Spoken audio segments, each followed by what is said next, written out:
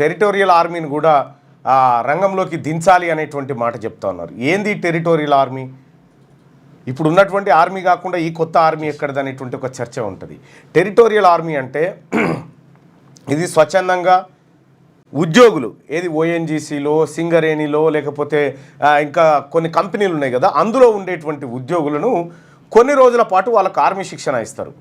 ఇచ్చి ఇట్లా ఇస్తూనే ఉంటారు. ఆర్మీకి అవసరం వచ్చినప్పుడు వీళ్ళని వాడుకుంటారు. వీళ్ళు అక్కడికి పోయి సేవలు, ఆర్మీకి కావాల్సినటువంటి సేవలు చేస్తూ ఉంటారు. తద్వారా ఆర్మీ కంప్లీట్గా యుద్ధంపైనే ఫోకస్ చేస్తుంది అనేది ఈ ఫోర్సు ఇప్పటికి కూడా ఉంది.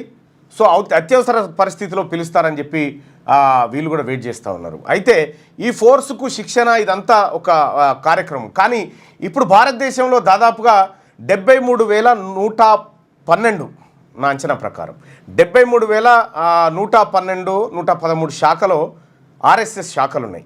దాదాపు ఇందులో 60 లక్షల మంది వరకు ఇందులో సుశిక్షితులైనటువంటి శిక్షణ పొందినటువంటి వాళ్ళు ఉన్నారు.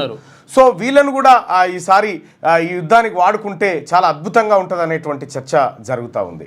సో వాళ్ళే కాదు, అన్ని రకాల ప్రజలు కూడా ఈ కార్యక్రమంలో ఎన్సీసీ క్యాడెట్స్తో పాటు వీళ్ళందరికంటే ఇంకా ఇక ఆర్ఎస్ఎస్ అయితే సూపర్ బరాబర్ ఉంటుంది. ఆర్ఎస్ఎస్ అయితే సూపర్ ఉంటుంది.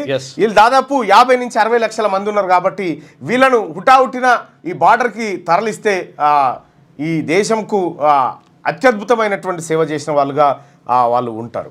సో కాబట్టి భారతదేశం ఈ టెరిటోరియల్ ఆర్మీతో పాటు వీటిని కూడా వాడుకుంటే బాగుంటుంది. ఇంకా ఒకటి ఏంటంటే ఈ రాజకీయ నాయకులందరినీ కూడా ఓనాడు దోలాలి, ఓనాడు డ్యూటీ వేయాలి. ఎంపీలకు, ఎమ్మెల్యేలకు, ఎమ్మెల్సీలకు తుపాకులు పట్టుడు అయితే రాదు, కానీ తుపాకులు పట్టుడు రాదు.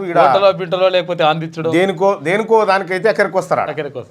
సో కాబట్టి వీళ్ళందరికీ కూడా ఒకసారి డ్యూటీ వేస్తే బార్డర్లో సైనికుల బాధలు కూడా కొంత అవగతం అవుతాయి.